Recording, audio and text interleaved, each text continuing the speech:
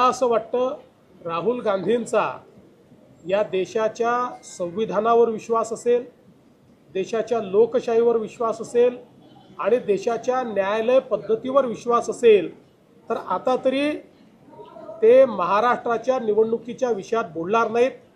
काल अतिशय विस्तृत निकाल हा माननीय उच्च न्यायालयाने दिलेला आहे आणि या निवडणुकीवर प्रश्नचिन्ह उभे करणाऱ्यांचं तोंड बंद करण्याचं काम पुराव्यांसहित, लॉजिक सहित, न्यायासहित आणि संविधानासहित माननीय उच्च न्यायालयाने दिला आहे।